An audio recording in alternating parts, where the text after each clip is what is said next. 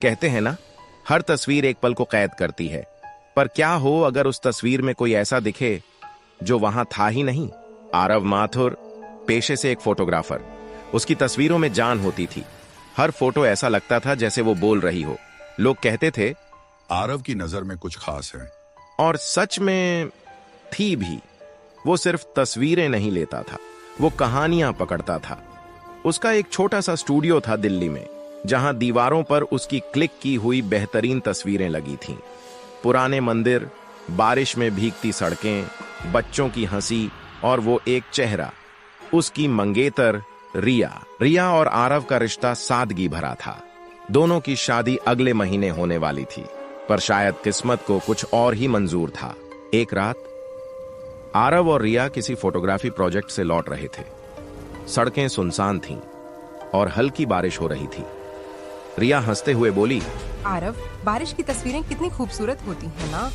आरव ने कैमरा उठाया, कहा, रुको, एक आखिरी शॉट लेते हैं। एक तेज ट्रक और सब कुछ अंधेरा। जब आरव को होश आया, वो अस्पताल में था। रिया अब इस दुनिया में नहीं थी और उसकी अपनी एक आंख हमेशा के लिए चली गई थी। डॉक्टर ने कहा, आरव, तुम्हें एक डोनर की आंख मिली है। ये चमत्कार है कि इतनी जल्दी मिल गई। आरव बस चुप था। उसे अपनी जिंदगी की तस्वीर धुंधली लगने लगी थी। सर्जरी के बाद पहली बार जब उसने आईने में देखा, एक आंख उसकी थी, दूसरी किसी और की। और अजीब बात यह थी, वो आंख कभी कभी खुद हिलती सी लगती थी। पहले पहले उसने सोचा कि यह दवाइयों का असर है, पर फिर कुछ अजीब होने लगा। कुछ हफ्तों बाद आरव ने फिर से कैमरा उठाया। सोचा शायद फोटोग्राफी ही उसे पुराने दर्द से बाहर निकाल सके। वो पास के पार्क में गया। बच्चे खेल रहे थे। एक बुजुर्ग व्यक्ति बेंच पर अखबार पढ़ रहा था। आरव ने कई तस्वीरें खींची। सब कुछ सामान्य लगा, पर जब वो घर लौटा और तस्वीरें लैपटॉप पर खोलीं, उसकी सांसें थम गईं। हर फोटो में, हर फ्रेम में एक आदमी दिख रहा था। काली शर्ट, बिना एक्सप्रेशन के चेहरा और सीधा कैमरे की ओर देखता हुआ। आरव ने नजरें रगड़ी। शायद एडिटिंग की गड़बड़ है, उसने सोचा। पर जब उसने झूम किया, वो चेहरा और साफ दिखने लगा। एक ठंडी नजर, जैसे वो जानता हो कि आरव उसे देख रहा है। अगले दिन आरव ने दूसरी शूटिंग की। इस बार पुरानी हवेली में, जहां एक मॉडल फोटोशूट के लिए आई थी। तस्वीरें खूबसूरत बनी, पर फिर वही, हर फोटो के कोने में वो काला साया। इस बार वो थोड़ा और करीब था। आरव का पसीना छूट गया। उसने कैमरा पटक दिया। ये क्या हो रहा है मुझसे? ये आदमी कौन है? रात में जब उसने लैपटॉप बंद किया और सोने गया, तो उसे लगा जैसे कोई उसे घूर रहा हो। उसने बत्ती जलाई, कुछ नहीं, पर शीशे में एक पल के लिए वही आदमी दिखा। आरव चीखा और शीशा तोड़। अगले दिन वो डॉक्टर के पास गया। डॉक्टर, ये आंख किसकी है? डॉक्टर पहले तो टालते रहे, पर आरव के जिद करने पर बोले, डोनर का नाम था इमरान शाह। 1 साल पहले उसकी हत्या हुई थी। किसी को नहीं पता किसने मारा। बस इतना मालूम है कि मरने से ठीक पहले उसने अपने कातिल को देखा था।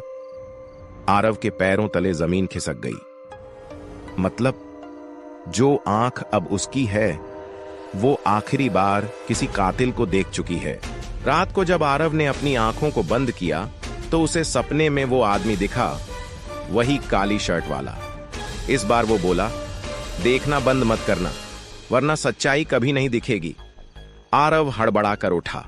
उसकी आंखें फिर से जलने लगीं और उसके कमरे की दीवारों पर हर तरफ वही चेहरा प्रिंट हुआ दिखा। वो अब समझ चुका था, ये सिर्फ एक आंख नहीं है, ये किसी की यादें हैं, किसी की आखिरी झलकें जो अब उसकी रूह से जुड़ गई हैं। आरव ने तय किया, वो पता लगाएगा कि इमरान शाह की हत्या किसने की थी। शायद तभी ये सब खत्म होगा। वो अपने पुराने कैमरे की ओर बढ़ा और एक आखिरी फोटो क्लिक की। तस्वीर खुली और आरव जम गया। फोटो में उसके पीछे वही आदमी खड़ा था, पर इस बार उसका चेहरा स्पष्ट था। वो आरव खुद था। कभी कभी सच्चाई देखने की कीमत बहुत भारी होती है। आरव अब सिर्फ तस्वीरें नहीं खींच रहा था, वो किसी और की यादें देख रहा था। रात के 2 बजे थे। कमरे की खिड़कियों पर हवा जोर से टकरा रही थी। आरव बिस्तर पर जागा हुआ था। लैपटॉप स्क्रीन पर वही तस्वीर खुली थी जहां उसके पीछे वो आदमी खड़ा था। उसने तस्वीर को फिर से झूम किया। चेहरा वहीं, पर अब उसके होंठ हल्के खुले हुए दिख रहे थे, जैसे कुछ कहना चाहते हों। आरव ने झट से लैपटॉप बंद कर दिया। कमरे में सन्नाटा छा गया, पर अगले ही पल दीवारों से वही फुसफुसाहट आने लगी। आरव, सच्चाई देख।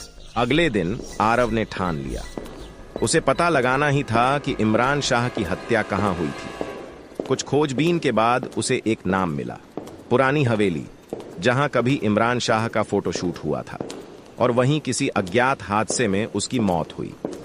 आरव अपने कैमरे के साथ वहां पहुंचा। हवेली सुनसान थी, दरवाजा आधा टूटा हुआ, अंदर धूल और मकड़ी के जाले, हर कोने से जैसे कोई देख रहा हो। उसने कैमरा निकाला और एक फोटो ली। फ्लैश की रोशनी में उसे लगा जैसे किसी दीवार पर खून के निशान चमक उठे। घर लौटकर जब उसने वो फोटो देखी, दीवार पर साफ दिखा, मुझे उसने मारा, खून से लिखा हुआ। आरव ने तस्वीर को बार बार देखा। वो शब्द अब बदल गए थे। तू ही वो है। नहीं, ये एडिटेड नहीं हो सकती, आरव ने खुद से कहा। वो समझ नहीं पा रहा था कि तस्वीरें खुद बदल कैसे रही हैं। तभी उसकी नई आंख में दर्द उठा। उसने शीशे में देखा।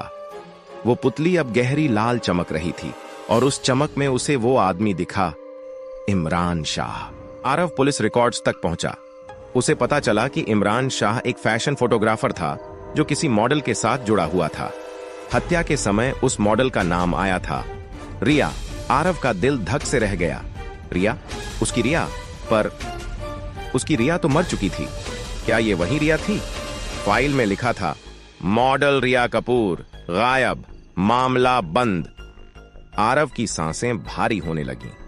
उसने अपनी मंगेतर की पुरानी तस्वीर निकाली। फोटो के पीछे छोटा सा सिग्नेचर था, रिया कपूर।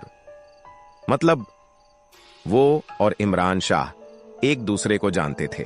रात को जब आरव अपने स्टूडियो में लौटा तो हर दीवार से हल्की हल्की खरोंच की आवाजें आने लगीं, जैसे कोई अंदर से कुछ लिख रहा हो। उसने टॉर्च जलाई। दीवार पर वही लाइन उभर आई, सच्चाई कैमरे में है। वो भागकर कैमरे की तरफ गया। कैमरे की स्क्रीन अपने आप ऑन थी। वहां रिकॉर्डेड वीडियो चलने लगा, एक धुंधला सा फुटेज।